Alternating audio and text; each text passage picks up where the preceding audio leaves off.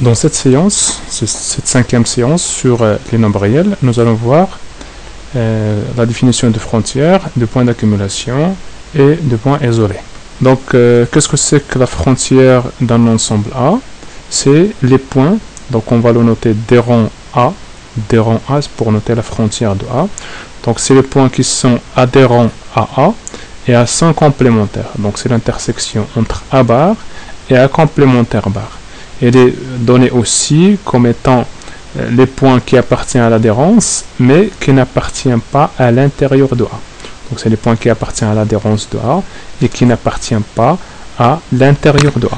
Donc, exemple, si je prends A égale à, par exemple, l'intervalle 0,1, ouvert de côté de 1 et fermé de côté de 0, union 2, alors dans ce cas-là, l'intérieur de A sera égal à l'intervalle ouvert 0,1, l'adhérence de A sera égale à l'intervalle fermé 0,1 union 2, et la frontière de A sera égale à alors 0, le point 0, le point 1 et le point 2. Donc 0 ici, 1 et 2. C'est ça la frontière de A. Donc on va voir en fait quelques propriétés de l'intérieur et de l'adhérence. On a l'intérieur de A union l'intérieur de B est inclus dans l'intérieur de A, l'intérieur de l'union. Donc l'union des deux intérieurs est inclus dans l'intérieur de l'union. Donc pourquoi ça? Il est facile à vérifier ça. Donc l'intérieur de A est inclus dans A. C'est ce qu'on a vu déjà, parce qu'en fait l'intérieur de A c'est le plus grand ouvert inclus dans A. Donc il est inclus dans A. L'intérieur de B pareil, il est inclus dans B. Donc on peut déduire de là que l'union des deux intérieurs est inclus dans l'union de A et B. Et cela veut dire en fait, puisque ça c'est un ouvert, l'union de deux ouverts est un ouvert, et donc il sera inclus aussi dans l'intérieur de A union B. Donc on a vu précédemment, lorsqu'on a défini l'intérieur, on a vu que l'intérieur de A contient tout ouvert inclus dans A. Donc là en fait ici on a un ouvert, ici en fait ça c'est un ouvert. Pourquoi c'est un ouvert? Parce que c'est l'union de deux ouverts. Elle est inclus dans cet ensemble qui est A union B. Donc il sera aussi inclus dans son intérieur, dans l'intérieur de cet ensemble. Cette inclusion peut être stricte en fait. Dans certains cas on a inclusion mais on n'a pas égalité. Donc l'inclusion dans l'autre sens n'est pas toujours satisfaite, n'est pas toujours en fait réalisée. Pareil en fait pour l'adhérence, mais cette fois-ci pour l'intersection. Donc l'adhérence de l'intersection de A et B est inclue dans l'intersection des deux adhérences. En fait, là aussi c'est pareil, sauf que là en fait on a vu précédemment aussi que A est inclus dans son adhérence, B aussi est inclus dans son adhérence. Donc l'intersection de A et B sera inclue aussi dans l'intersection des deux adhérences. Or, ça c'est un fermé, et on a vu que toute fermée qui contient l'ensemble en fait concerné, en fait lorsqu'on a défini l'adhérence, on a dit si A, en fait toute fermée qui contient A contient aussi son adhérence. Donc ça c'est l'intersection de deux fermés, donc c'est un fermé, il contient cet ensemble, donc il contient aussi son adhérence. Et maintenant en fait pour l'union, l'adhérence de l'union, donc l'adhérence de l'union de A et B est égale à l'adhérence de A union l'adhérence de B. Et là aussi on peut le vérifier comme ça. Donc A est inclus dans l'adhérence de A, B est inclus dans l'adhérence de B.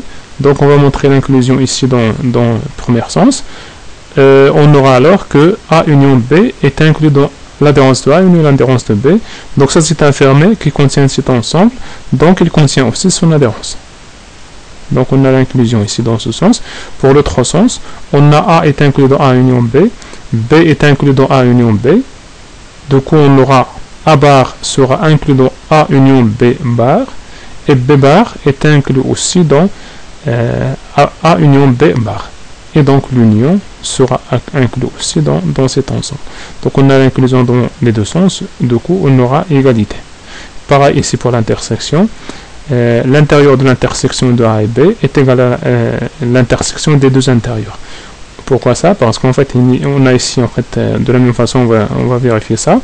Donc l'intérieur de A est inclus dans A, l'intérieur de B est inclus dans B, donc l'intersection des deux intérieurs est inclus dans l'intersection de A et B. Ça c'est un ouvert parce que c'est l'intersection de deux ouverts, et donc l'intérieur il sera inclus dans l'intérieur de cet ensemble de l'intersection. Donc on aura ici l'intérieur de l'intersection des deux intérieurs est inclus dans l'intérieur de l'intersection de A et B. Pareil, là aussi, A inter B est inclus dans A inter B est inclus dans B, donc l'intérieur de A inter B est inclus dans l'intérieur de A, l'intérieur de A inter B est inclus aussi dans l'intérieur de B, et du coup, on aura ici l'intérieur de A inter B est inclus dans l'intérieur de A, l'intérieur de A inter B est inclus dans l'intérieur de A, intersection, l'intérieur de B. Donc ici, on a montré l'inclusion dans les deux sens, du coup, on aura l'égalité. Maintenant, on va définir ce que c'est que les points d'accumulation. Donc, c'est ce qu'on note A'. L'ensemble des points d'accumulation sont notés de A, sont notés A', ici. Donc, X appartient à A', ici. Si et seulement si, quel que soit epsilon supérieur à 0, x moins epsilon, x plus epsilon moins x, intersection A est différent de l'ensemble vide. Donc ça en fait, il ressemble un peu à la définition de l'adhérence, sauf que là ici, on a le moins x. Donc quel que soit epsilon supérieur à 0, x moins epsilon, x plus epsilon moins x, intersection A est différent de l'ensemble vide. Donc ici, en fait, ce qui fait la différence avec l'adhérence, c'est ce moins-là. Donc on a ici, les points d'accumulation seront inclus dans l'adhérence de A. Ici, en fait, autrement dit, on dit que X est un point d'accumulation de A, c'est seulement si, quel que soit epsilon, X moins epsilon, X plus epsilon, contient des points de A différents de X, autres points de A différents de X. Autrement dit, avec la notion de voisinage, quel que soit un voisinage de X, ce voisinage contient des points de A autres que X, différents de X. Une autre façon de définir les points d'accumulation, c'est ça. X est un point d'accumulation de A, c'est seulement si il existe une suite d'éléments de A, une suite non stationnaire, telle que cette suite converge vers X. Donc, que veut dire non stationnaire? Cela veut dire en fait qu'elle ne peut pas être constante à partir d'un certain rang.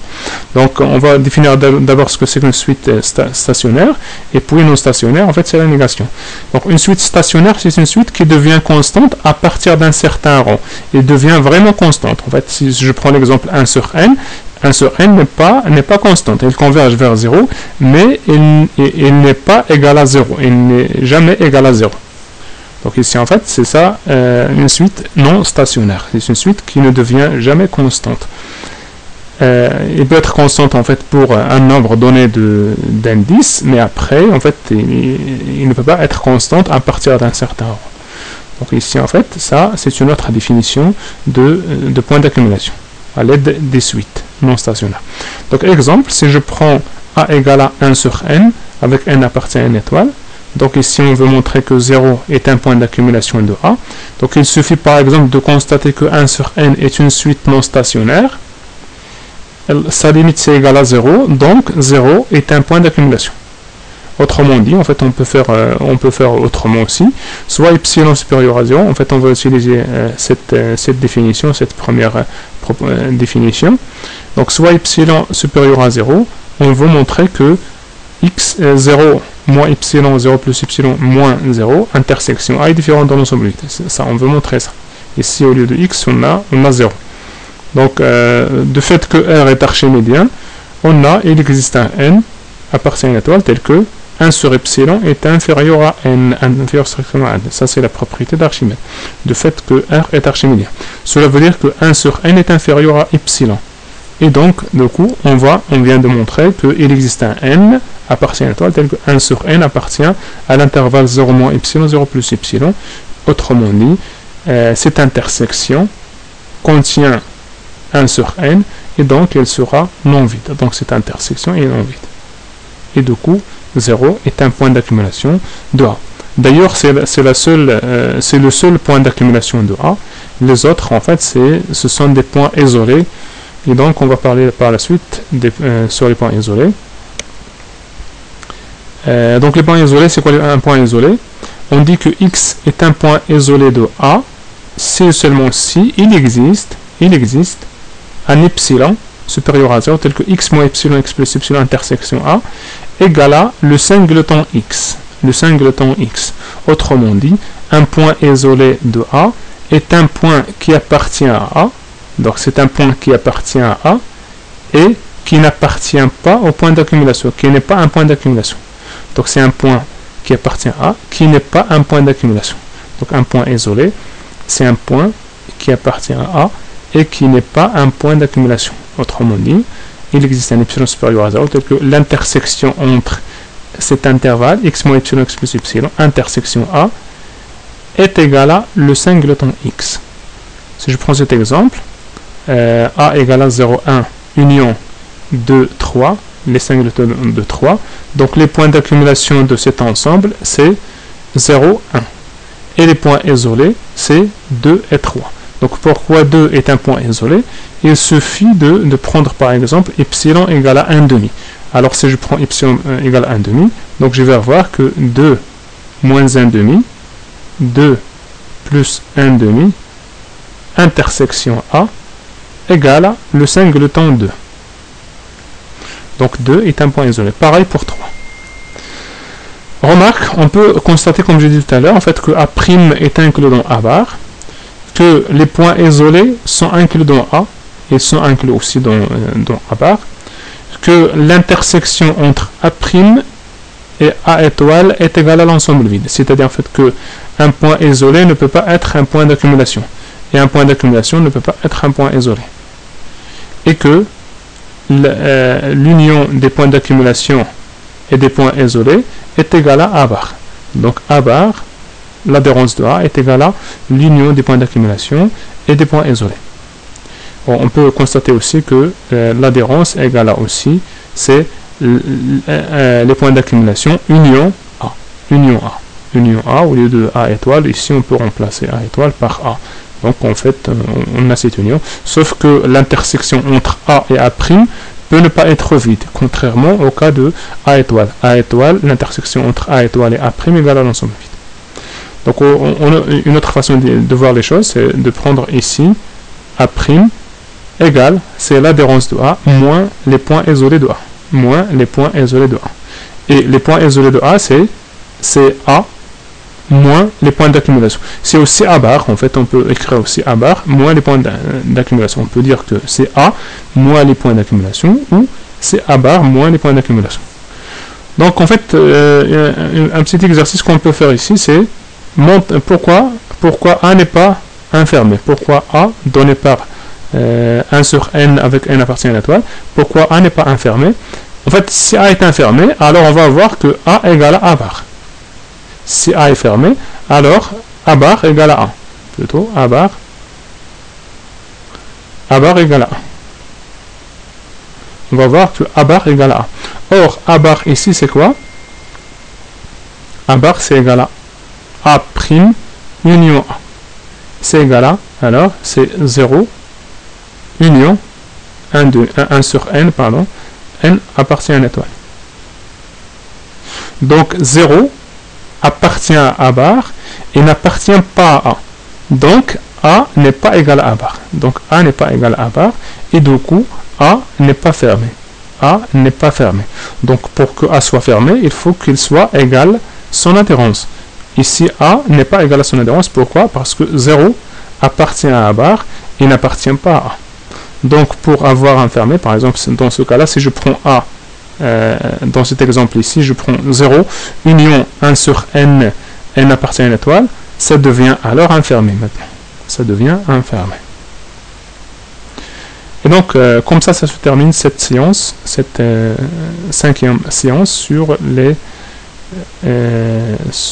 la définition de frontières et des points d'accumulation et points isolés.